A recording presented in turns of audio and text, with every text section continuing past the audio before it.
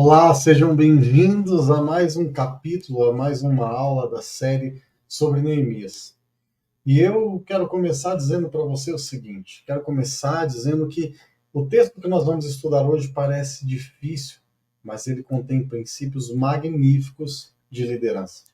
É talvez o texto que a gente consegue extrair mais princípios a respeito de liderança. Hoje nós vamos falar do capítulo 3 e eu te convido a ler na sua Bíblia. Eu vou ler aqui todo o capítulo e você vai ver que o texto parece um pouco complicado, mas os princípios que a gente consegue extrair daqui são extraordinários.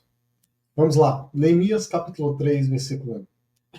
Começa dizendo: Então se dispôs Eliasibe, o sumo sacerdote, com os sacerdotes seus irmãos, e reedificaram a porta das ovelhas, consagraram-na, assentaram-lhe as portas e continuaram a reconstrução até a torre do Sem e a torre de Ananel.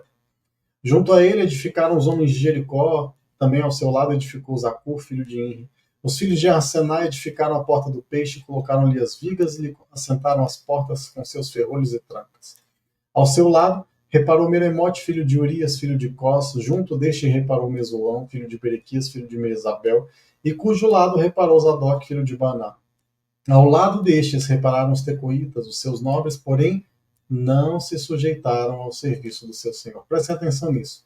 Versículo 5. Ao lado destes repararam os tecoítas, os seus nobres, porém não se sujeitaram ao serviço do seu senhor. Versículo 6. Joiada, filho de Pazé e Mesulão, filho de Besodias, repararam a porta velha, colocaram-lhe as vigas e lhe assentaram as portas com seus ferrolhos e trancas.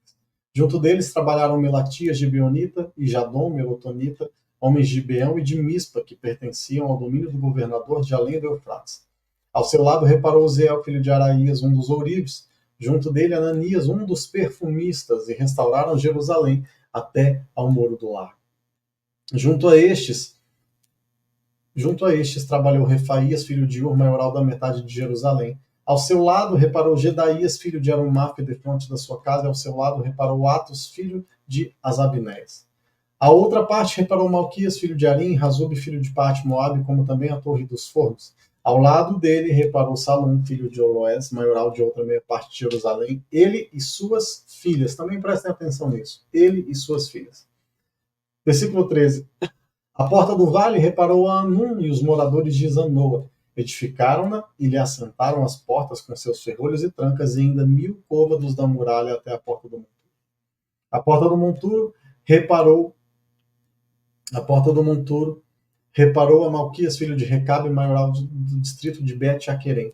Ele a edificou e lhe assentou as portas com seus ferrolhos e trancas. A porta da fonte reparou a Salum, filho de Caosé, maioral do distrito de Mispa. Ele a edificou e a cobriu, e lhe assentou as portas com seus ferrolhos e trancas, e ainda o muro do açude de Selá, junto ao jardim do rei, até aos degraus que descem da cidade de Davi. Versículo 16, e aqui eu quero que vocês prestem atenção nisso. Ele começa dizendo: depois dele reparou Neemias, filho de Asbuque. Bom, até então nós tínhamos, preste atenção que nós estamos tendo uma mudança de figura aqui, tá? Uma mudança de ordem. Até então nós tínhamos aqui o seguinte: ao lado dele e junto dele reparou tal coisa. O versículo 16 começa dizendo que depois dele reparou Neemias, filho de Asbuque, maioral da metade. Prestem atenção nisso, tá? Maioral da metade do distrito de Bet-Zur, até defronte dos sepulcros de Davi, até o açude artificial, até a casa dos heróis. Depois dele repararam os levitas, Reum, filho de Bani, e ao seu lado Asabias, maioral da metade do distrito de Keila. Depois dele repararam seus irmãos, Bavai, filho de Enadab, maioral da metade do distrito de Keila. Ao seu lado reparou Ezer, filho de Jesua, maioral de Mispa, outra parte defronte da subida para a casa das armas no ângulo do muro. Depois dele reparou com grande ardor Baruque, filho de Zabai, outra porção, desde o ângulo do muro até a porta da casa de Eliasibe, o sumo sacerdote. Depois dele reparou Meremote, filho de Urias, filho de Cós, outra porção, desde a porta da casa de Eliasibe até a extremidade da casa de Eliasibe.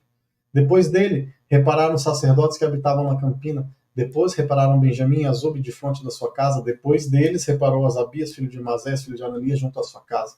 Eu estou correndo com o texto, tá, para que a gente tente encurtar o tempo. Então, depois dele reparou Binui, filho de Nadab, outra porção, desde a casa de Azarias até o ângulo e até a esquina. Versículo 25. Palau, filho de Uzai, reparou de fronte do ângulo da torre que sai da casa real superior, que está junto ao pátio do cárcere, depois dele reparou Pedaías, filho de Parós, e os servos do templo que habitavam em Ofel até de fronte da porta das águas para o oriente até a torre alta. Depois repararam os tecoitas outra porção. Prestem atenção nesse versículo 27. Depois repararam os tecoitas outra porção de fronte da torre grande e alta e até ao muro de Ofel. Para cima da porta dos cavalos repararam os sacerdotes, cada um de fronte da sua casa. Prestem atenção nesse detalhe. Repararam os sacerdotes, cada um de fronte da sua casa. Depois deles reparou Zadok, filho de Imer, de fronte de sua casa, e depois dele Semaías, filho de Secanias, guarda da porta oriental. Depois dele reparou Ananias, filho de Selemias, e Anum, o sexto filho de Zalaf, outra porção. Depois deles reparou Mesulão, filho de Berequias, de fronte da sua morada. Depois dele reparou Malquias, filho de um dos ourives, até a casa dos servos do templo e dos mercadores, de fronte da porta da guarda, até ao eirado da esquina. E por último, versículo 32, entre o eirado da esquina. Presta atenção, nós temos outra mudança de linguagem. No versículo 1 ao 15, a gente tem ali junto dele, ao lado dele, do versículo 15 até o 31, nós temos depois dele. E agora no versículo 32, nós temos entre o eirado da esquina e a porta das ovelhas, repararam os ourives e os mercadores. Bom, o que a gente consegue extrair daqui? Parece um texto muito complexo. E quando a gente começa a olhar a ler esse texto, a gente tem até vontade de pular, né? Fala, nossa, mas é muito complexo isso daqui, vou pular esse negócio. Só que existem princípios maravilhosos aqui, e eu quero trazer eles para você. Primeiro de tudo, a gente entende aqui que haviam 38 grupos de trabalho. O versículo 3 nos mostra isso, haviam 38 grupos de trabalho. E a gente pensa, caramba, qual foi o segredo do sucesso administrativo de Neemias? Bem, observem o seguinte, dos versos 1 a 15 existe a expressão ao lado dele, né? Como eu disse, ou ao seu lado, ou junto a ele. Nos versos 16 a 31 existe a expressão depois dele. E lá no final, no verso de número 32, existe a expressão entre. E o que nós podemos extrair disso aqui é que isso é um segredo de organização, de coordenação. Organização e coordenação. Sabe por quê? Sobre a forma de dividir o trabalho. E isso faz com que um anime o outro. O que a gente consegue extrair disso aqui é que cada um vai ter a sua área de ação para que um projeto grande, para que um projeto amplo tenha êxito.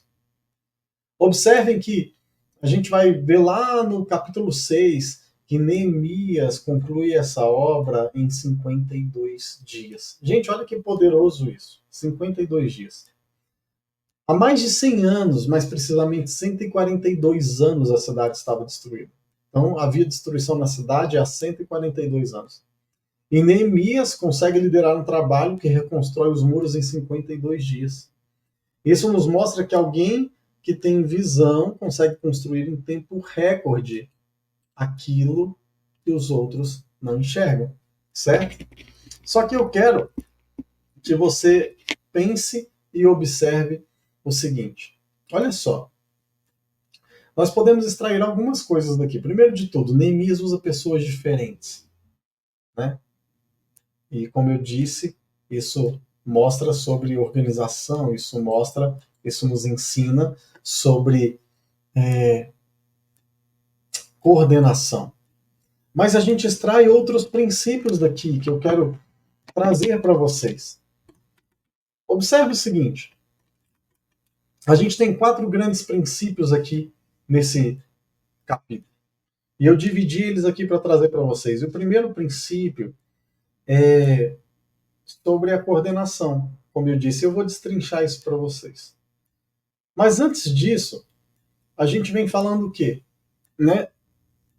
Neemias usa pessoas diferentes, só que ele usa pessoas também de profissões diferentes. Ele usa pessoas de graus culturais diferentes para fazer o quê? Para reconstruir o muro. E todas essas pessoas estão juntas e elas sabem que elas precisam umas das outras para concluir o trabalho. Isso é o quê? Isso é coordenação de trabalho. A gente leu aqui esses 32 versículos e a gente observa o quê? Unidades familiares, segundo as suas cidades, segundo as suas perícias, certo? Aqui o capítulo diz que Haviam ourives, haviam perfumistas, nós observamos também as pessoas divididas segundo as suas profissões. Existiam mercadores, segundo as suas vocações. Tinham sacerdotes, tinham levitas, tinham servos do templo. E também tinha gente da classe política. Aqui diz que estavam os maiorais dos distritos. Né? Eu chamei a atenção de vocês para um determinado versículo onde certo homem mobiliza suas filhas para trabalhar. Em todo esse capítulo só existe um versículo, que é o versículo 5, que nos mostra quando alguém dissoa do trabalho. Que é o quê? É aquela parte ali onde diz o seguinte: ao lado deles repararam os tecoitas. Olha que interessante. Ao lado deles repararam os tecoitas, os seus nobres, porém não se sujeitaram ao serviço do seu senhor. Isso nos mostra um princípio. Esse princípio é de que não existe unanimidade.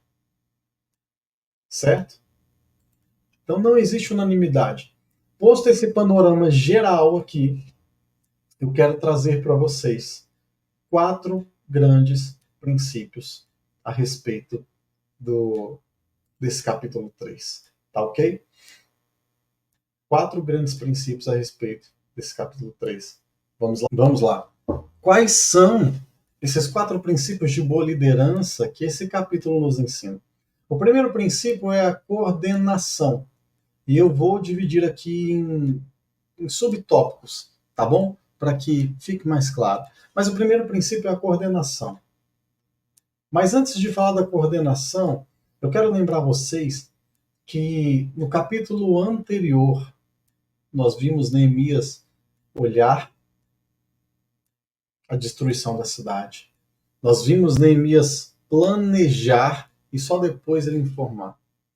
Mas Neemias só foi capaz de planejar e coordenar a reconstrução das muralhas porque primeiro ele se inconformou com aquele estado. Então, primeiro de tudo, você precisa se inconformar com o caos para poder colocar ordem nas coisas. Tá ok? Agora, quando a gente fala de coordenação, a gente entende que nós precisamos colocar a pessoa certa no lugar certo. Quando nós observamos o capítulo, a gente observa que Neemias designou as pessoas de forma organizada. A gente viu que haviam pessoas de fora de Jerusalém, e ele cita ali várias dessas pessoas, né? Os tecoitas eram algumas delas, e ele cita várias outras cidades. E ele designou essas pessoas de fora de Jerusalém para trabalhar aonde? Para trabalhar onde não haviam moradores, onde não haviam outras pessoas. Já as pessoas que moravam dentro de Jerusalém, elas trabalhavam perto das suas casas. E observe, traga para o nosso cotidiano, observe que quando você trabalha perto da sua casa, você tem uma economia de tempo e de esforço. É uma verdade. O seu tempo de locomoção, ele diminui. O seu tempo de alimentação e de descanso, ele aumenta. Estando perto da sua casa, você come melhor, você descansa melhor, você produz mais. E esse contexto em que o povo reconstruiu as muralhas de Jerusalém era um contexto em que o inimigo estava ameaçando eles. A gente vai ver nos capítulos seguintes que o inimigo ameaçava o tempo todo. A gente viu nos capítulos anteriores que os inimigos zombavam. E havia uma ameaça externa, uma ameaça do inimigo invadir. Agora pensa comigo. Se existe uma ameaça contra a sua cidade e você está trabalhando longe da sua casa em um período como esse, a sua preocupação seria o quê? A sua família. Então, quando Neemias separa as pessoas e colocam elas para construírem perto da sua casa, ou seja, de frente para a sua casa, ele está nos dando uma aula de coordenação. Nos dando uma aula e nos mostrando que, estando perto de casa, a gente se preocupa menos, a gente descansa mais, a gente come melhor e nós produzimos mais. Então, o primeiro grande princípio de boa liderança é coordenação. O segundo grande princípio é a cooperação. Observem que no texto que nós lemos, quem foi que entrou na reconstrução do templo? Todo mundo entrou na reconstrução do templo, inclusive as mulheres. Ninguém ficou de fora. Você observa que os líderes foram os primeiros. O texto começa dizendo, olha só, eu vou ler o versículo primeiro novamente. O texto começa dizendo o seguinte: então se dispôs Eliasibe, o sumo sacerdote. Ele era o sumo sacerdote, era aquele cara com a roupa de linho fino, aquele cara que ensinava. E ele foi o primeiro a puxar a fila, porque os líderes precisam dar o exemplo. Entenda que os homens de posição elevada estão ali fazendo a obra, e era uma obra bruta. A reconstrução das muralhas não eram tijolos, eram pedras pesadas. O sumo sacerdote é o primeiro citado, a ser citado, e isso mostra o quê? A importância da liderança, dar o exemplo. E isso nos ensina que você não consegue inspirar as pessoas dizendo, faça. Sabe como é que nós inspiramos as pessoas? É dizendo, ei, venha, olhe para mim, faça o que eu estou fazendo. E o líder precisa inspirar e ser o exemplo. Existe um autor que diz, Eric Fromm diz que existem dois modelos de liderança, a liderança imposta e a liderança conquistada. E quando você chama as pessoas e fala, vem, olhe para mim, faz aquilo que eu estou fazendo, você conquista a liderança e assim você conquista as pessoas. Nós também observamos aqui nesse princípio de cooperação que as mulheres também trabalharam, as mulheres não podem ficar de fora. Em um momento crucial de levantar os muros e de restaurar a nação, elas se levantaram e não se acovardaram. E elas estavam lá fazendo um trabalho pesado, inclusive. Acreditem, homens, as mulheres têm mais capacidade de resistência do que nós, homens. E elas são muito mais dadas a gestos de sacrifícios do que nós. Eu pergunto, é óbvio, nós homens temos aquele negócio, nós damos a vida pela nossa família. Nós temos esses momentos de sacrifício, nós vamos para a guerra. Mas nós não podemos menosprezar que as mulheres carregam isso. Afinal de contas, pensa comigo. Rapaz, uma mulher dá à luz em meio a tanta dor. Ela se dispõe ao sacrifício. Dentro da cooperação, nós também conseguimos tirar outra coisa aqui, sabe? Envolver as pessoas de fora. Observe que tem gente de outras cidades, eu citei um exemplo aqui dos tecoitas, só que se você observa nos versículos aqui, na leitura, você vai ver o tempo todo que Neemias cita outros povos. Ele cita aqui o pessoal de Mispa, o pessoal de Salom, o pessoal de Selá. Ele cita várias pessoas de fora. Sabe, é envolver as pessoas de fora. Tem gente de outras cidades ajudando na construção. E um outro grande princípio, um subprincípio desse grande princípio aqui é não esperar por unanimidade.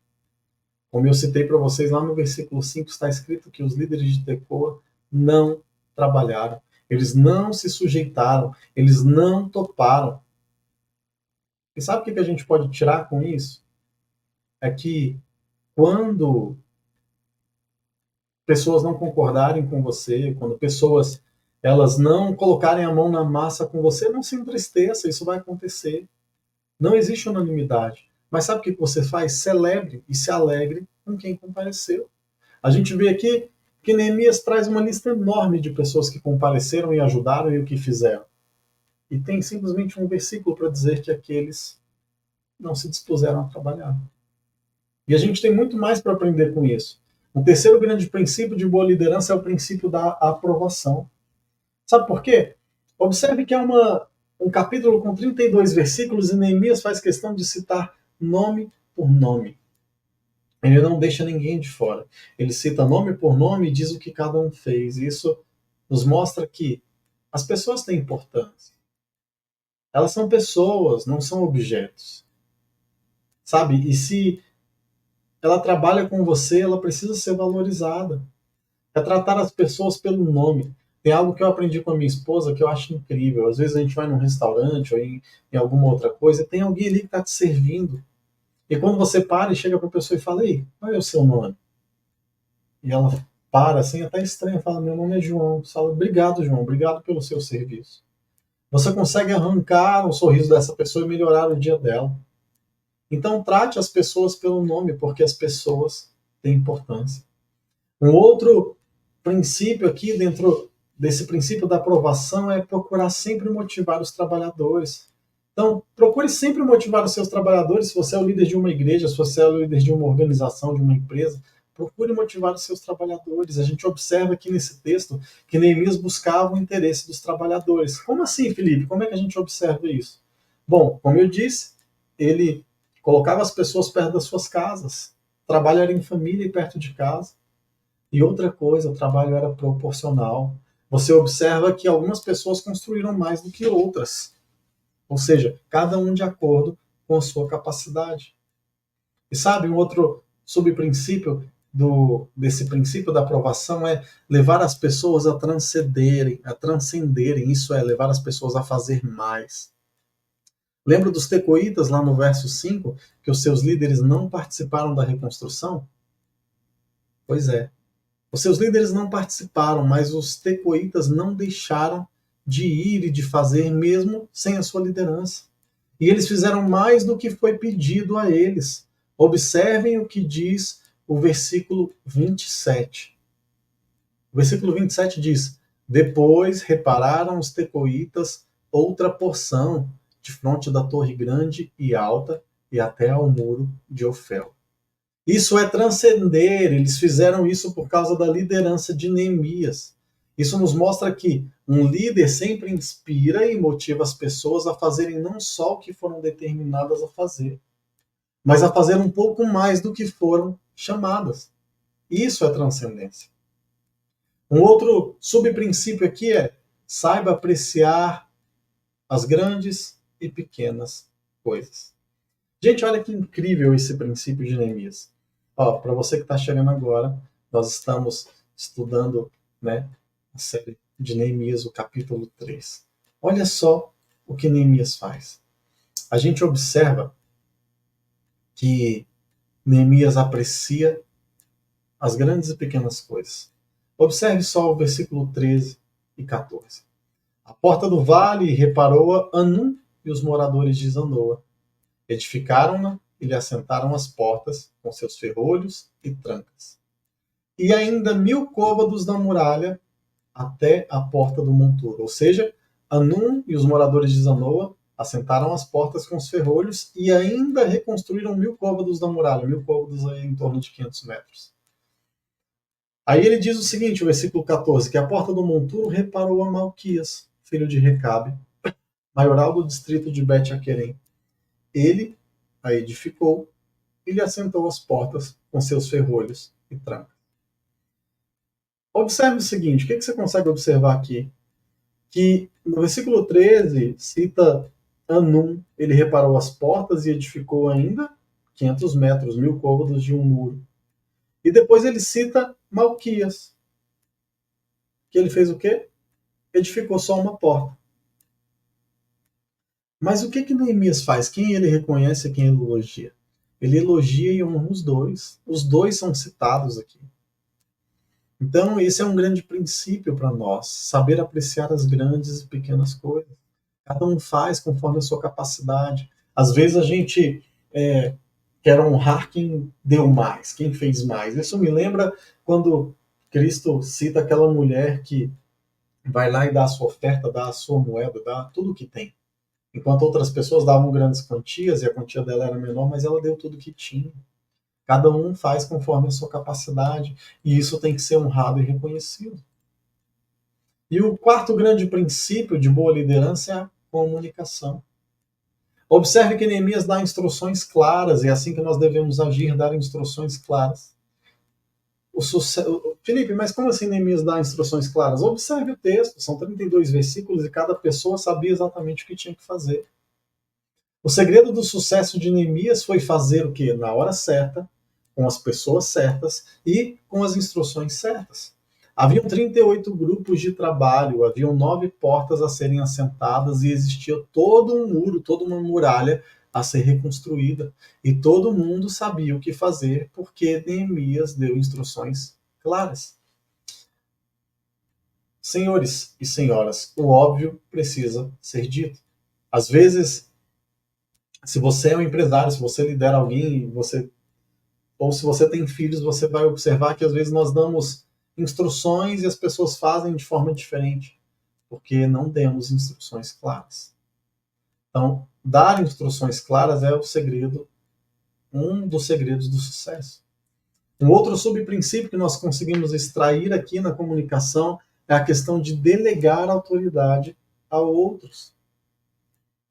Nós não conseguimos fazer tudo sozinho. E quando a gente tenta abraçar tudo, a gente acaba se dando mal. Observe o que diz o versículo 13 e o versículo 17.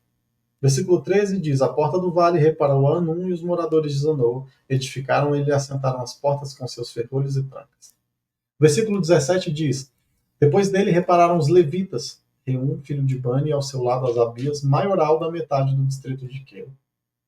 Ou seja, Anum estava liderando um grupo, no versículo 13. No versículo 17, Reum e Asabias estavam liderando outro grupo.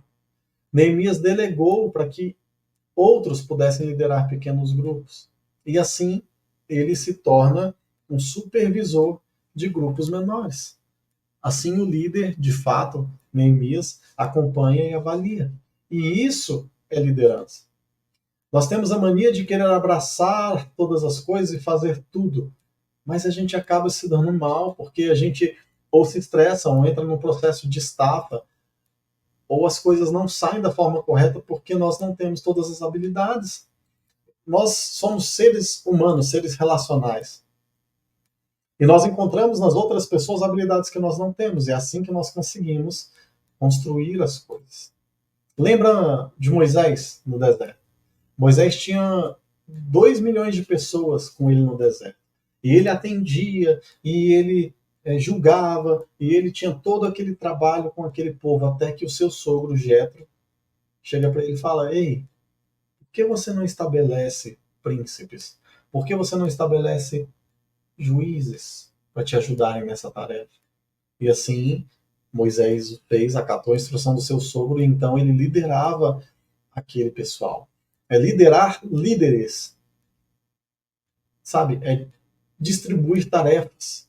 E a partir de então passar a liderar líderes. É como uma grande empresa. Existe o diretor, existe o gestor, o supervisor e existem os gerentes de cada área. E é isso que nós temos que fazer na nossa vida. Eu quero que vocês entendam, meus amigos, que o sucesso dessa obra, ou seja, o sucesso na sua totalidade, ele foi resultado do êxito de cada um. Foi resultado de cada um fazer a sua parte, cada um concluiu a sua parte, e assim nós temos a construção, a reconstrução do muro. Quando nós vamos estudar o capítulo 6 de Neemias, nós vamos chegar lá, você vai ver que essa muralha foi reconstruída em 52 dias. Aquilo que já estava há 142 anos em ruínas foi reconstruído em 52 dias por causa desses princípios.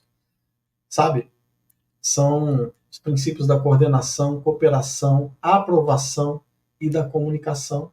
E os seus subprincípios que eu elenquei aqui. Então eu quero dizer para você que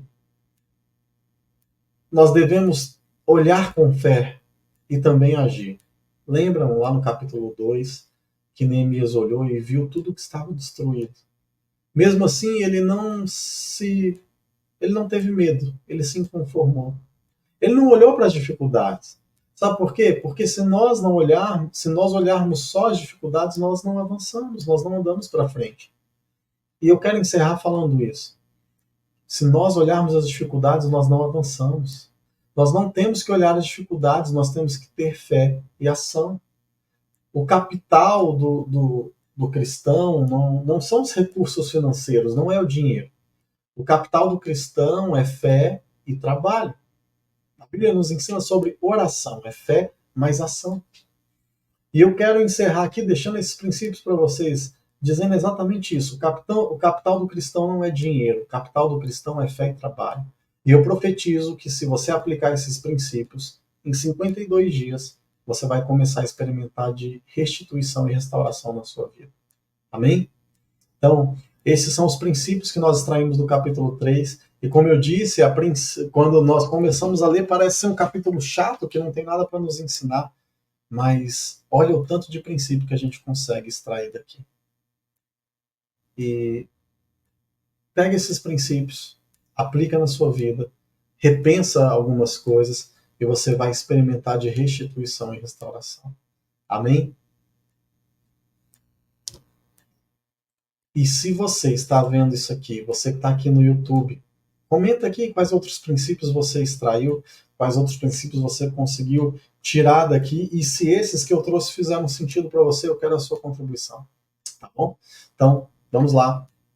Fiquem com Deus. Essa é mais uma aula do Chaves da Palavra e eu espero você no próximo capítulo, no capítulo 4.